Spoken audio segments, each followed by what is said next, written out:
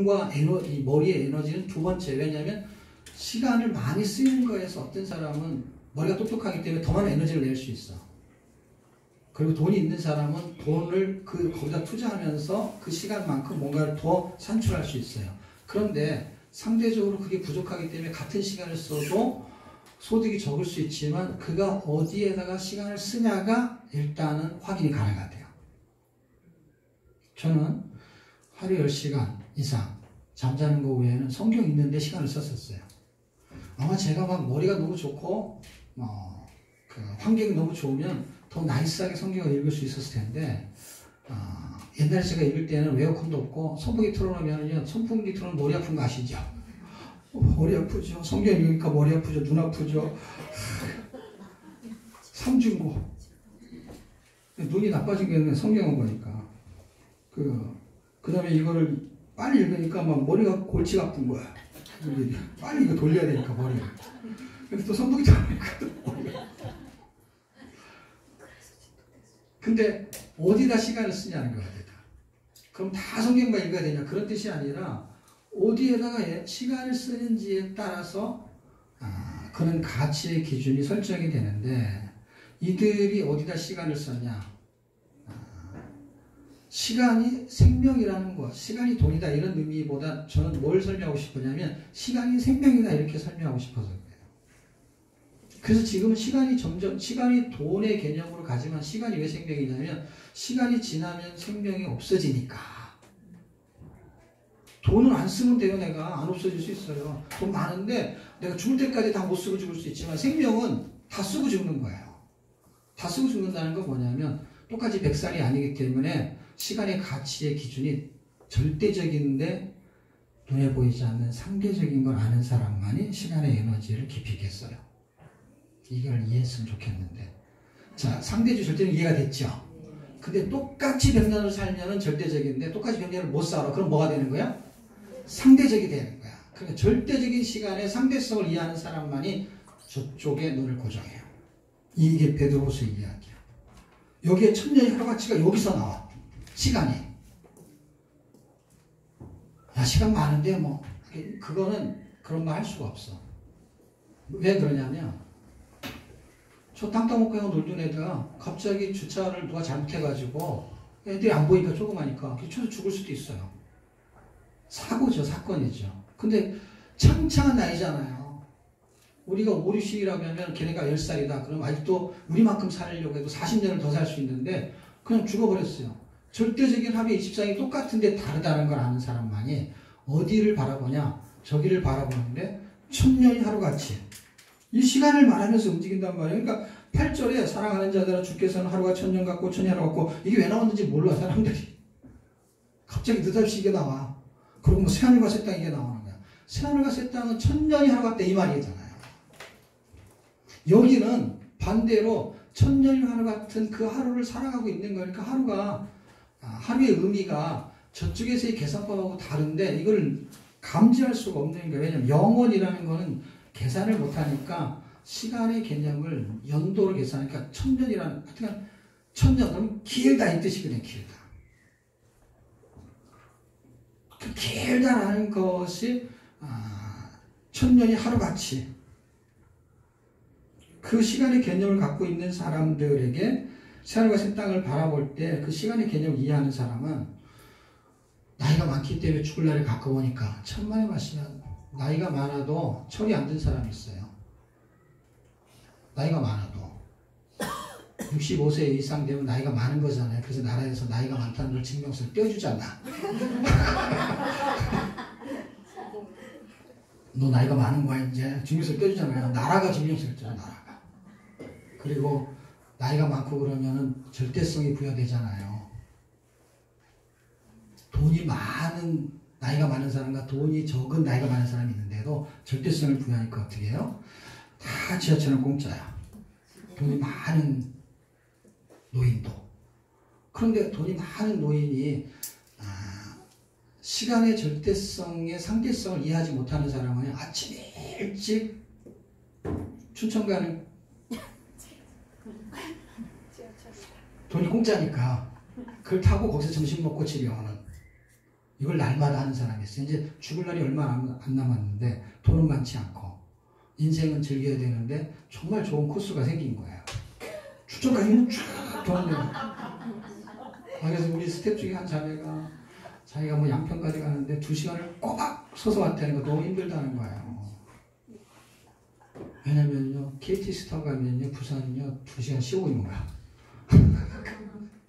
그런데 어디서 양평까지 2시간이 걸리는데, 서서 가는 거죠. 왜냐면, 제가 어떻게 이제 집회하러 가서 이제 가느라고 이제 부산을 갔는데, 2시간 15분, 2시간 반이면 간다 그랬더니, 야, 거기에 입속을 끊어서 온 사람이 있어. 힘들어서 어떻게 하지? 아유. 그러면서 자기가 2시간 서서 갔다는 얘기를 하는 거예요. 근데 왜 서서 갔느냐? 노인네들이 너무 많아갖고 거기 앉아있을 수가 없다는 거야. 양평에도 간다는 걸 이제 알았어. 춘천만 가는 거야. 그러니까 시간의 절대성 속에 상대성을 알지 못하는 사람은 이제 인생 줄기 다 가겠다는 거잖아요.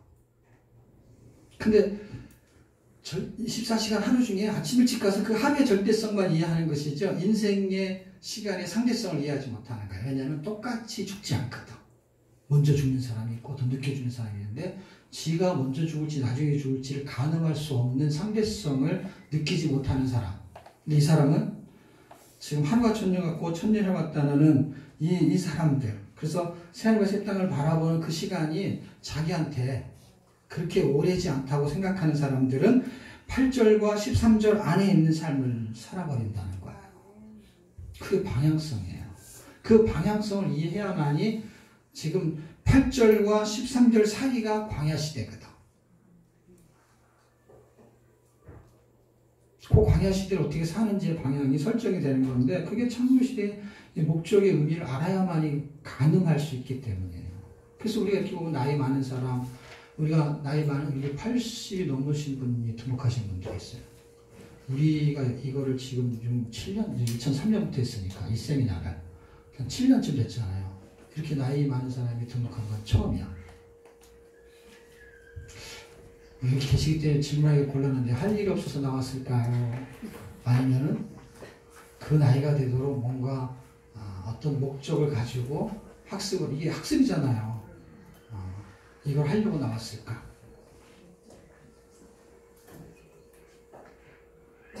그럼 그런 분들 목적을 가지고 나왔는데 여러분은 무슨 목적을 가지고 나왔습니까? 50대만 돼도 30대가 젊은 건데 80대, 50대면 그럼 얼마나 시간이 많이 나와 있는 거겠죠. 그런데 가늠할 수가 없다는 거예요. 그 가늠할 수 없는 사람들은 어떻게 살아야 되느냐 할 때 9절은 회개라는 단어가 나오고 10절은 회개라는 단어 나오기 전에 멸망이라는 단어가 나와요. 반드시 멸망한다는 거예요. 근데 멸망하지 않으려면 회개가 있어야 돼요. 멸망에다 동그라미 치세요. 9절 찾으셨어요? 멸망, 그 다음에 회개. 멸망이 없으면 회개할 필요가 없다. 이런 의미도 돼요. 어떤 면에서. 다시 말하면 안 죽으면 영생이라는 거를 찾을 필요가 없죠. 내가 죽지 않는데 뭘 영생을 구합니까? 멸망이라는 게 없다는데 죄 때문에 멸망하는 거야. 그래서 회개가 등장해요. 죄, 멸망, 회개. 근데 멸망을 일단은 쓰고 있습니다. 10절 그러나 주의 날이 도적같이 그것이 빨리 온다는 거예요. 하루가 천년같이 천년하루같이 하루 만에 올 수 있다는 거예요. 하루 만에. 천년같이 길게 느껴질 수도 있고. 그래서 11절, 12절 11절이 키가 되는 거죠. 그게 다 이렇게 될 거니까 어떻게 된다? 멸망해서 없어진다는 거예요. 그냥 불타서 없어진다는 거예요. 채들이 녹아서 뜨거운 불에 타서 없어지듯이 이 땅과 그 중에 있는 것들이 어떠한 사람이 되어야 마땅하냐. 이게 영어 성경에는 how to live라고 되어 있어요. how to live. how to live. 어떻게 살아야 되느냐 이렇게 되어 있는 거예요.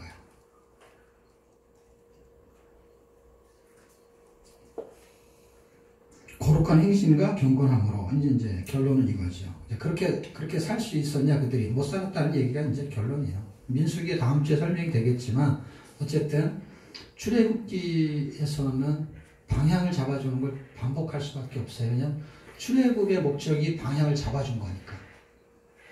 무슨 얘기냐면 애굽에 사는 사람들을 빼냈잖아요. 그러니까 지금 그렇게 살고 있는 죄의 노예로 살고 있고 세상에 속해서 살고 있는 거에서 빼냈다는 건 뭐냐면 방향을 바꿨다라고 이해하시면 돼요. 우리 자꾸 해방이라는 단어를 강력하게 쓰니까 어떻게 되냐면 노예에서 해방, 죄에서 해방 이렇게 설명하는데 사실은 방향으로 설정해도 틀리지 않아요.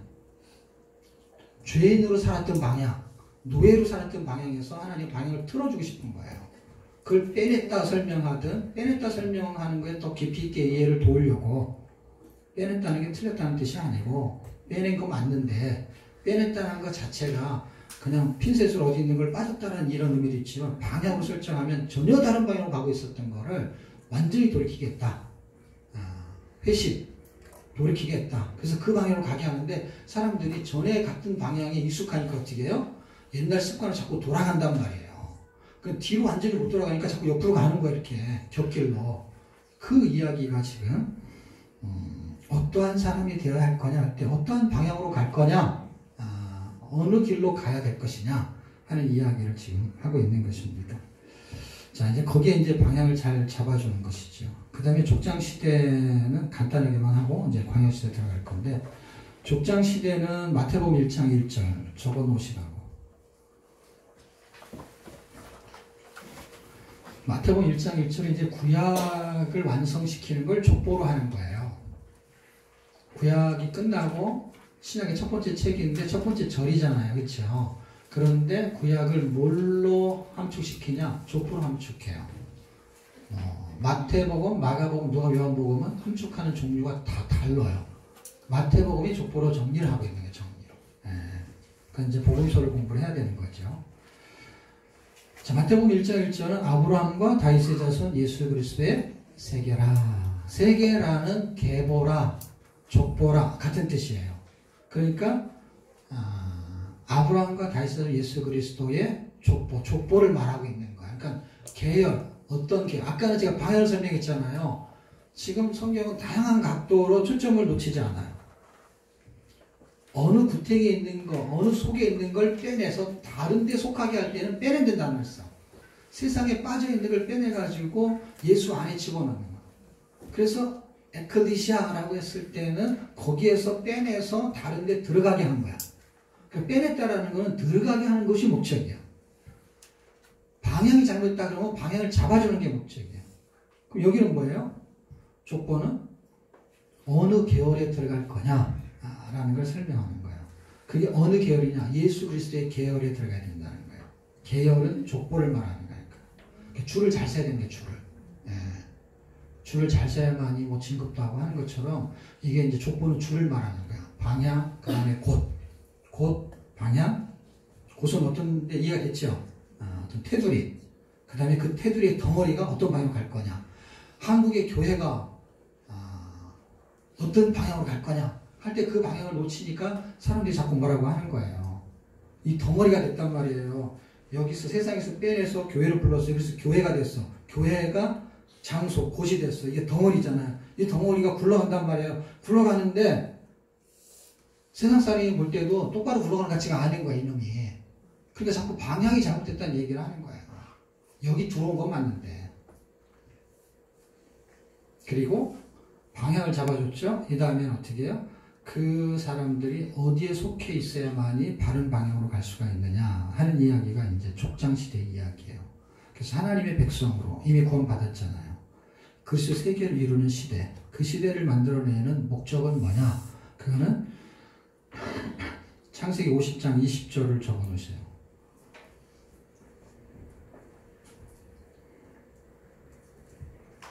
만민의 생명을 구원하는 세계 선교가 족장시대의 목적이죠. 굴러가잖아 이게. 굴러가는데 어떻게 해요? 선교하러 굴러가는 거예요. 선교하러 굴러가는 것이죠. 선교하러. 방향이 그거죠. 선교하러 굴러간다는 게 뭐야? 그리스도의 백성을 만들어내는 것이 그 안에 들어오게 만드는 것이죠. 네. 점점 좁아지는 거죠. 이제 점점 좁아진다는 건 뭐야? 점점 디테일해지는 것이죠. 창조 그러면 너무 큰 덩어리.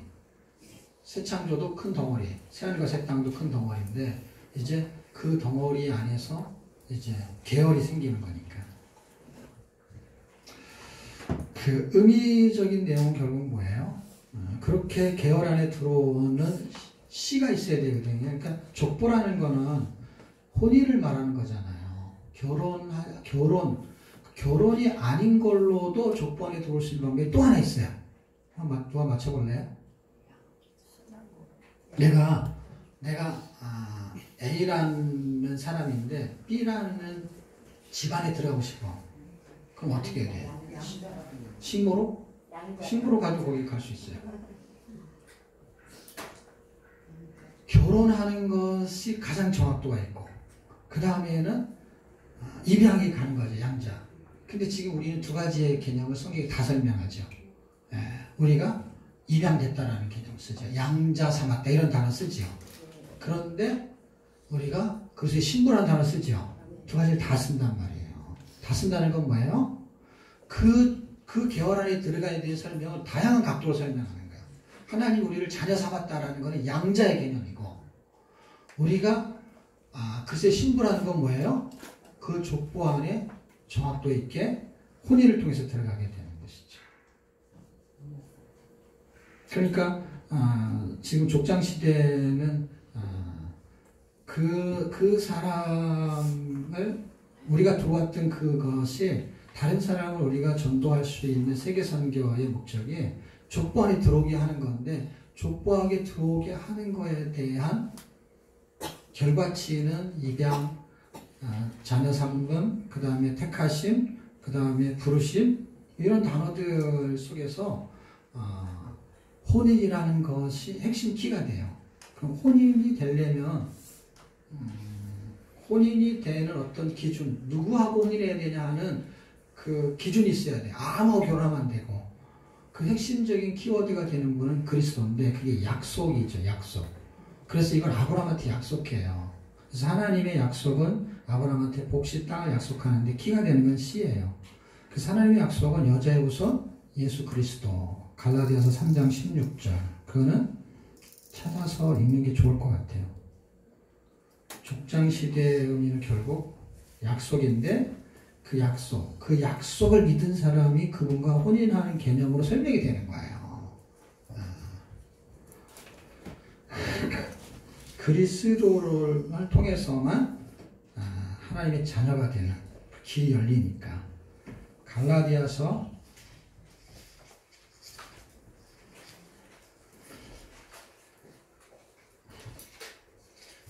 3장 16절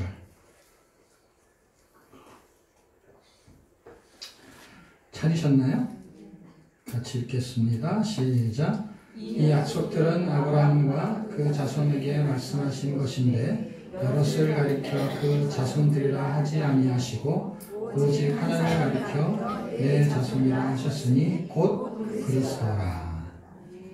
약속을 했는데 그 약속이 이삭이 아니고 그리스도라는 거죠. 그리스도를 통해서 그리스도의 세계가 이루어지는 거고 그걸 씨로 봤다는 거예요. 그 씨가 우리 안에 떨어질 때 열매를 맺는 것이죠. 하나님의 자녀라는 열매. 자, 그 다음에 이제 광야 시대. 광야 시대는 광야 같은 세상에서 예수로 사는 시대. 그러면 광야 같은 세상에서 예수로 산다면 광야에 예수가 있었느냐? 해서 광야에 예수가 있는 의미적인 내용을 찾아야 되는데 구약 성경에는 없어요. 신약 성경은 고린도전서 10장, 고린도전서 갈라디아서 앞쪽에 보면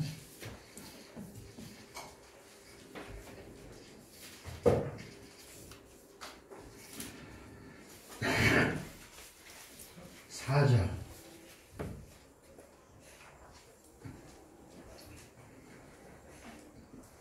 찾으셨나요? 고린도전서 10장 4절 같이 읽겠습니다. 시작. 다 같은 신령한 음료를 마셨으니 이는 저희를 따르는 신령한 반석으로부터 마셨음에 그 반석은 곧 그리스도시니라. 아까도 씨를 말할 때 그 자손은 그리스도를 말했다. 그래서 창세기에 아브라함한테 약속한 이야기는 17장부터 이렇게 전개가 돼요. 그런데 15장에도 나오고 그 약속의 이야기들이 결국 그리스도였다는 거예요. 그런데 그들이 광야 시대에도 그리스도를 바라보고, 그러니까 예를 들면 새하늘과 새 땅을 바라보라고 아까 얘기했잖아요. 그런데 광야 시대에 와가지고 새하늘과 새 땅을 바라보는 걸 놓치는 거를 뭘로 설명하느냐? 가나안 땅으로 가는 게 새하늘과 새 땅인 개념인 거예요, 그 당시에는. 그런데 이걸 놓쳤어. 이걸 놓친 거를 뭘로 지금 성경이 해석하냐? 그리스도를 놓치면 새하늘과 새 땅을 놓친다. 이 말하고 싶은 거예요. 그리스도를 놓쳐버린 거예요. 그 세상에 사는 동안에 우리가 새하늘과 새 땅, 관념적으로는 그렇게 생각할 거예요. 죽으면 천국 가니까 뭐 이런 얘기를 하니까. 그런데 사는 동안에 그 방향을 놓쳐서, 그 방향을 왜 놓치냐면 사실 그 방향이 어딘지 몰라요. 가나안 땅은 방향이 정확히 있어요. 있다는 게 무슨 뜻이냐면 지형적으로 가나안 땅이 있으니까 그 방향이 있기 때문에 그들이 그 방향을 갔는지 안 갔는지 확인이 된단 말이에요. 근데 지금 새하늘과 새 땅은 어디가 방향이냐고? 북쪽? 남쪽? 동쪽? 아니면 하늘? 하늘 어디? 지정학적인 방향이 없어요. 네. 그렇기 때문에 사람들이 헤매는 거예요. 새하늘과 새 땅을 바라보는 도대체 그냥 하늘 이렇게 쳐다보면 되냐 했을 때 그건 관념적인 개념이죠. 땅을 보는 것보다 새하늘과 새 땅을 이렇게 위를 보는 느낌이죠. 그냥 느낌인 거죠. 근데 정확도 있게 어디가 새하늘과 새 땅을 바라보는 거냐고. 새하늘과 새 땅을 바라보라고 지금 아까 읽었잖아요. 베드로후서 3장 13절에. 그 새하늘과 새 땅은 가나안 땅을 비교할 때는 3,500년 전에 그들은 정확하게 지정학적인 위치가 있었단 말이에요. 그 정확한 지정학적인 위치가 지금 우리한테는 없단 말이에요. 왜냐하면 지금 그 가나안 땅이 새하늘과 새 땅을 말하는 게 아니에요. 그 당시에 그 땅이 새하늘과 새 땅을 말하고 있는데 그 땅은 새하늘과 새 땅이 아니에요. 천국의 개념을 설명하기 위한 가나안 땅이었잖아요. 그러면은 지금 광야를 살고 있는 이 사람들이 왜 그 새하늘과 새 땅, 가나안 땅을 놓치고 40년 동안 뺑뺑이를 돌았느냐 했을 때 그들은 광야에서 그리스도를 놓쳤기 때문이다. 근데 그리스도가 없었잖아요. 볼 수가 없잖아요. 그런데 그럼 지금 마찬가지로 새하늘과 새 땅이 보입니까? 똑같잖아요. 원리가 똑같단 말이에요. 지금이나 그때나 다를 바가 없어요. 지정학적으로는 가나안 땅이 분명히 있지만 그들은 거기를 못 가요, 이상하게. 왜 못 가요? 예수를 놓쳤기 때문에. 그럼 지금 우리는 지정학적으로 위치를 정확하게 어디에 좌표를 둘 수가 없어요. 그런데 그 방향으로 가는 사람이 있단 말이에요. 다 각자 집으로 가는데 그 방향으로 가는 사람이 있단 말이에요. 이들은 다 같이 다녔단 말이에요. 각자 집이 아니라 그냥 집이 그냥 같이 다녀, 집이 같이 다녀. 근데 다른 데를 돌아다니고 앉았는 거예요. 근데 우리는 다 각자 집으로 가지만은 그 방향으로 가는 사람이 있고 그렇지 않은 사람이 있는 건데 그건 좌표로 확인이 안 된단 말이에요.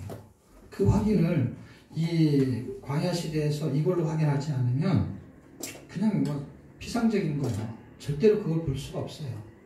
그냥 공부만 한 거지. 새하늘과 새 땅이 있고 우리는 천국을 바라보고 천국 시민권자고 하늘이 세상에 살 때는 딱 민수기 삶을 살아.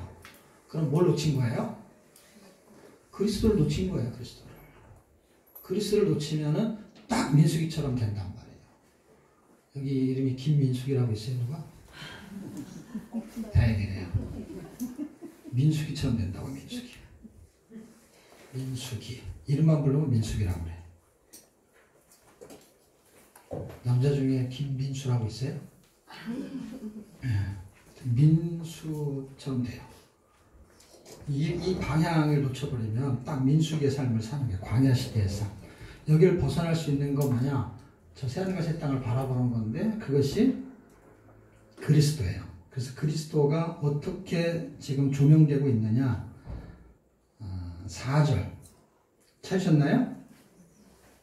고린도전서 10장 4절 같이 읽어요. 시작. 다 같은 신령한 음료를 마셨으니 이는 저희를 따르는 신령한 반석으로부터 마셨으며 그 반석은 곧 그리스도시니라. 갈라디아에서도 그리스도라고 말하고 여기도 지금 신령한 음료, 신령한 반석, 그리스도. 뭐 3절서부터 얘기하고 그 앞에도 다 얘기하면 돼요. 10장 1절서부터 얘기는 우리 조상들이 구름 아래에 있고 바닷 가운데로 지나고 할 때 홍해를 말한 게 홍해. 모세에게 속하고 구름과 바다에서 세례 침례를 받고 홍해를 건넜다 이 말이에요. 그리고 3절 신령한 식물과 4절 신령한 음료. 성찬식이죠. 성찬식. 그런데 신령한 의미를 부여를 했던 것이죠. 식물은 뭐예요? 그 당시에는 하늘의 만나였던 것이고 그 다음에 반석에서 나오는 거는 수가성경한테 말한 생수를 말한 거예요. 그리스도를 본 사람들이 있단 말이에요. 이 당시에. 그 사람이 누구냐면 여호수아와 갈렙 같은 사람이에요. 그 사람들은 그리스도를 본 거야. 방향, 초점을 잡은 거야. 초점을. 아, 이거구나. 이거를 공부해서 어떻게 아냐고요. 공부해서 우리 이렇게 삽시다. 그래도 소용없어요. 이렇게 살아야 됩니다. 그것도 소용없어요. 왜 소용이 없냐면 그게 다 똑같은 이야기예요. 어떤 이야기? 관념적인 이야기예요. 하나님이 이런 걸 원하십니다. 그래도 소용없다니까요. 왜냐하면 그렇게 안 사라져요. 안 돼요. 그리스도를 보인 사람만 그렇게 사는 거예요. 그걸 보는 사람만. 그게 이런 것입니다라는 이야기, 옳은 이야기를 들어서 살 수 있으면은 옳은 이야기를 안 하네. 옳은 이야기 지금 많이 하는데. 옳은 이야기를 안 들어서 못 사는 게 아니고 들어도 안 사요. 그럼 이 당시 사람들이 옳은 이야기 못 들었네. 민수기 사람들이. 3,500년 전에 그 사람들은 모세를 통해서 잘못된 이야기를 들었을까요? 아니면 똑바른 이야기를 들었을까요? 똑바른 이야기를 들었어요. 근데 그 사람이 삐딱하게 가는 거예요. 삐딱하게 가는 거를 반복하니까 그냥 빙빙 동계를 하는 거예요. 동그랗게 돌지는 않았겠지. 뭐 이렇게 갔다 이렇게 갔다 거 하는데 그게 이제 멀리서 보면 뺑뺑이를 도는 거죠. 우리의 삶이 10년, 20년 뭔가 앞으로 계속 가고 있는데 사는 게 똑같잖아요. 사는 게 민수기의 삶을 살고 있단 말이에요. 민수기의 삶. 이걸 치고 나가서 요단을 건널 수 있는 그 믿음은 그리스도를 보는 수밖에 없는 거예요. 그리스도를 보는. 우리의 성경 읽기의 핵심 키는 뭐냐? 성경의 글자를 읽어요. 이 눈. 육신의 눈은 성경의 문자를 읽어요. 그런데 성경의 문자를 통해서 영혼의 눈이 떠지기 시작하면은 문자 속에 갇혀있지 않은 하나님을 읽을 수 있는 힘이 생겨요. 그게 성경 읽기를 시키는 이유 중에 하나예요, 제가. 그러니까 이 내용 파악을 하는 거는 별로 어렵고 중요하지도 않아요. 근데 기초적으로는 중요해요. 왜냐하면 내용을 알아야 의미를 파악하는 거니까. 이제 우리의 약점은 뭐냐면 의미는 고사하고 내용 파악이 안 돼 있는 거. 신학교를 나와도 내용 파악이 안 돼요. 다른 사람을 말하는 게 아니라 신학교를 제가 나왔잖아요. 몰라요, 성경을. 어떻게 해석하고 서기, 해석학을 배우죠. 그 다음에 원어를 공부하죠. 근데 원어에 다 박식하지가 않거든요. 참고 자료도 보고 다 하고 다 하죠. 그런데 개론도 다 배우죠. 개론은 뭐 신학교 1학년 때 되면 신학개론, 구약개론 다 배우죠. 그래서 뭐 그 시대에 누구를 위해서 써지고 몇 년 뒤에 써지고 뭐 그런 거 다 좋은 책들도 많고요. 신학교 안 다녀도 여러분들이 얼마든지 공부할 수 있게끔 좋은 책들이 많이 시중에 있죠. 그런데 내용은 정작 몰라. 그게 그 내용인데 그걸 몰라. 뭐 에스겔 그러면 뭐 어렵고 뭐 요한계시록 그러면 다 옛날에 다 모르다시피 했으니까. 그 성경의 한 권이 말하려고 하는 그 내용도 간파하기가 쉽지 않았죠. 그러니까 성경을 읽으면 내용을 알아야 되는데 제 고민이 뭐였냐면 성경을 읽는데 내용을 모르는 거예요. 그러니까 이게 지명이 무슨 의미고 몇 년 전이고 그런 거 몰라도 괜찮아요. 왜냐하면 그걸 설명하고 있지 않는다면 모를 수 있어. 근데 뭔가 내용이 있잖아요. 내용이 있다는 건 뭐예요? 뭐 말을 전개하고 있잖아요. 소론불론 결론이 있잖아요. 하나님 화를 냈으면 뭐 때문에 화를 냈고 그 다음에 그거에 대한 하나님이 의도는 뭐고 근데 의도는 둘째치더라도 전개가 벌어지잖아요. 그러면 말하려고 하는 주제, 제목 이런 게 있잖아요. 그걸 읽어도 찾아낼 수가 없는 희한한 책이 성경이에요. 우리가 뭐 예를 들면은 소설책 한 권 같은 거 읽으면 이거보다 두꺼워도 어떻게 해요? 무슨 내용인지 알잖아요. 그렇죠? 이거는 읽어도 무슨 내용인지 몰라. 알면 이상한 거야. 안 알아줘 이상하게. 수십 년 교회를 다니는데 몰라. 저는 성경 읽기가 그게 가능하다라는 생각을 갖게 했습니다. 왜냐하면 성경을 읽는 눈의 잣대가 지식의 잣대하고 연결이 돼가지고 생각을 발생시켜요. 그 발생시킬 때 그것을 자기의 생각으로 보이는 것으로 측정을 하려고 하는 의도가 굉장히 강해요. 그러니까 자기만큼밖에는 몰라, 사실은. 아이한테 설명하면 아이만큼, 그게 눈높이잖아요. 아이만큼밖에 모르는 것처럼 성경은 보편적인 눈높이를 딱 맞춰놨어요. 그런데 사람들은 그 보편적인 그 진리를 보는 그 안목이 굉장히 평준화되어 있지 않기 때문에 내가 갖고 있는 시각으로 성경을 읽어내요. 시각이라는 건 뭐냐면 보이는 눈의 안목을 말하는 거예요. 그래서 그거를 문법적으로 해석을 해요. 그러다 보니까 앞뒤가 안 맞아. 이게 문법적이지가 않거든요. 그러니까 성경은 앞뒤 문맥이 안 맞는 내용이 되게 많거든요. 그러니까 성경은 의도적인 목적을 가지고 기록해서 불필요한 것들을 다 빼버렸거든요. 근데 우리는 그런 게 익숙한 학문의 도를 닦다가 성경을 딱 보니까 서론, 본론, 결론, 그 다음에 주제가 명확하게 있고 목적이 딱 이렇게 나와가지고 딱 읽으면은 뭘 말하는지 딱 알아야 되는데 그렇게 써진 것 같지가 않은 거예요. 그러니까 되게 복잡하고 그 다음에 이해가 안 되고 그거의 굉장히 상식적인 기준은 뭐냐? 이해가 안 되는 것은 내가 이해하려고 하는 기준이 있다는 거거든요. 내가 이해하려고 기준이 보편적인 그 상식이라 그래요. 근데 성경은 상식적이지가 않는 거야. 그래서 이해가 안 되는 거예요. 상식적이지 않는다는 건 무슨 뜻인지 아시죠? 그러니까 과학적이지 않는다는 뜻이에요. 사람이 죽으면 그만인데 또 살아나기도 하고 누구는 죽는데 누구는 안 죽고 굉장히 상식적이지가 않죠. 보편적이지가 않죠. 뭐 기도하면 뭐 병자가 막 일어나기도 하고 그 다음에 물고기 몇 개 하고 떡 몇 개 가지고 막 수많은 사람이 먹는데 그게 보편적이지가 않잖아요. 상식 이게 도를 넘어선 거예요. 근데 이게 출발부터 그래요. 출발부터 끝에까지.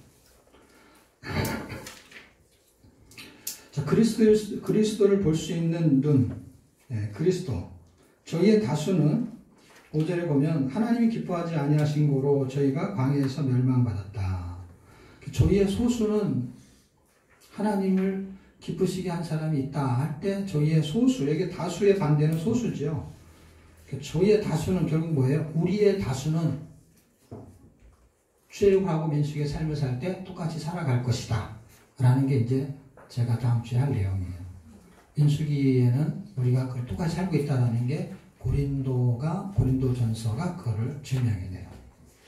그리고 고린도 교회를 지나서 우리가 2000년이 지났어요. 고린도 교회를 기준으로 2000년이 가는 동안에 하루가 1000년 같고 하늘과 새 땅을 바라보는 어떻게 살아야 되는지에 대한 이야기가 2000년이 지나는 동안에도 딱 민수기처럼 살아요. 그 다음에 고린도 교회처럼 살아요. 그러면 너는 그렇게 안 살 자신 있느냐? 이게 중요한 게 아니고 성경이 절대적으로 설명하고 있다는 거야. 그러니까 예를 들면 성경을 가리키는 목회자는 빼주고 잘 봐주고 이런 게 아니라 저희의 다수의 소수에는 그냥 동일하게 취급해버린단 말이야. 절대성을 가지고. 그러니까 야, 네가 못하는데 내가 어떻게 하냐 이러면 지만 손해야. 무슨 말인지 좀 잘 알았으면 좋겠는데. 그러니까 놈이 죄를 지니까 나도 죄를 짓고 뭐 감옥에 갈래. 그런 놈이 바보지. 그놈이 죄를 짓고 감옥에 가는 거 그놈이 죄를 져서 간 거지. 그러니까 그놈이 죄 지면 나도 짓는다는 놈이 그놈이 바본 거지. 바보지. 죄를 짓는 사람은 철학을 가지고 죄를 졌는데 지는 철학도 없어. 그 사람을 따라하겠다는 거예요. 지금 저희의 다수가 왜 여기에 해당이 되냐면 다 그렇게 사니까. 다 죄를 지니까 나도 죄지도 괜찮다고 생각하는 거야. 상대적이잖아요. 그런데 이거에 대해서는 절대적이야, 성경이. 나이가 많은 사람은 봐주고 신학교 나온 사람 봐주고 직분이 장로인 사람 봐주고 그런 게 없다니까. 죄를 지면 절대적인 거예요. 절대적인 건 우리는 상대적인 기준을 자꾸 드러내는 거야. 상대적인 기준이 뭐예요? 네가 못하는데 내가 어떻게 하냐 뭐 이런 거잖아요. 근데 성경은 절대적인 거예요. 그리스도를 볼 수 있는 눈이 없으니까 뭐 나 없는 거 당연하지 않냐 이렇지 않단 말이에요. 성경에서 그리스도를 볼 수 있는 저희의 소수가 있다 그러면 저희의 소수에다 우리는 에너지를 써야 되는 거예요. 근데 우리는 저희의 다수에다 쓰기 때문에 마음이 편한 거예요. 내가 죄를 짓고 싶은데 이미 죄를 짓는 놈이 있어. 그러니까 편안하게 죄를 짓는 거야. 왜냐? 내 편이 너무 많으니까. 내 편이 너무 많은, 감옥에 사람이 많으면 가고 싶으세요? 감옥에 사람이 많아 그래서 나도 좀 가야 되겠다. 그 사람들하고 교제 좀 해야겠. 지금 저희의 다수와 반대의 저희의 소수를 지금 말하고 있는데 저희의 다수는 광야에서 뭘 받냐? 세상에 빠졌지만 저희의 소수는 광야에서 그리스도에게 빠졌다는 거예요. 그럼 이건 뭐야? 우리한테는 말씀에 빠진 자를 말하는 거예요. 말씀을 통해서 그리스도를 보니까 새하늘과 새 땅은 그리스도를 놓치면 볼 수가 없어. 근데 그리스도는 어떻게 볼 수 있느냐? 우리는 말씀을 통해서 봐요. 왜냐하면 지금 그리스도는 우리 눈앞에 딱 나타나는 게 아니기 때문에. 새하늘과 새 땅과 똑같은 거예요, 개념이. 그런데 말씀을 통해서 그리스도를 볼 수 있다면. 근데 말씀을 통해서 그리스도를 못 봐요. 연대, 인명, 지명 이런 걸 보잖아. 지금 똑같아요. 지금 아무리 성경을 읽어도 구약 성경에 예수님을 말한다는 거는 다 알아요. 이제는 전 국민이 다 알아요. 구약의 이야기는 예수님을 말하는 거야. 근데 예수님이 어디 있어? 없어요. 그러니까 그냥 구약은 연대로 공부하면 연대로 공부하니까 다 연대 책임이 있겠지.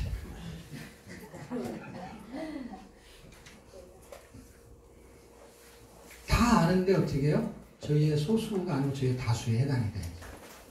근데 여전히 구약 성경을 통해서 그것을 읽어내지 못해요. 성경 읽기는 그리스도를 읽어내는 거예요. 그리스도를 읽어낸다는 건 뭐예요? 그리스도를 읽어낸다는 건 하나님의 마음을 읽어낸다는 거고, 하나님의 마음을 읽어낸다는 건 뭐예요? 하나님이 창조한 목적을 찾아서 새하늘과 새 땅을 바라보게 하는 꼭지점을 보게 하는 거예요.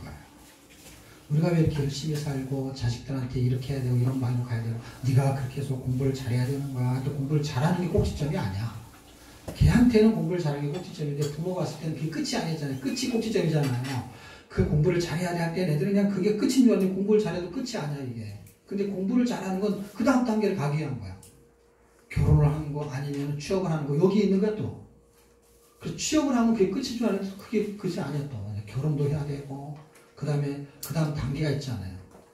뭔가 인생의 꼭지점이라고 생각하는 방향으로 갈 때에 제일 출발을 사람들은 뭘 생각하냐? 일단 공부로 생각하는 거니까. 그래서 공부에다가 에너지를 많이 쓰는데 꼭지점을 바라본 거거든요. 그러니까 공부를 하지만 공부가 아닌 거야, 목적은 또. 그럼 똑같은 거예요. 지금 성경을 읽고 있고 뭔가 이 땅을 살아가고 있는데 우리의 꼭지점은 단순한 저런 도표나 이런 게 아닌 거야. 그냥 뭔가 필요하긴 하지만 꼭지점은 저쪽에 있는데 너무 멀리 있는 거야. 근데 아이는 이걸 볼 수가 없죠. 근데 부모는 이걸 닥달하면서 계속해서 설명하는 거는 네가 왜 공부를 해야 되고 이 설명은 저 멀리에다 두고 설명하지. 그럼 성경은 어떨까요? 성경은 너무 멀리 두고요. 말하기 때문에 사람들이 모르는 거예요. 인생을 100년 사는데 부모가 자식한테 말할 때 자식이 그걸 아는 자식이 별로 없잖아요. 그러니까 이 성경이 인생보다 1000년이 하루 같고 하루가 1000년 같은 그 너무 멀리 있는 그 이야기, 아니 뒤에 이야기도 그렇죠. 3500년 전, 4000년 이렇게 멀리 있는 이야기를 또 저쪽 반대로 멀리 있어. 지금 우리가 서 있는데 너무 뒤에도 멀리 있고 앞에도 멀리 있어요. 근데 우리는 여기만 사는 거예요.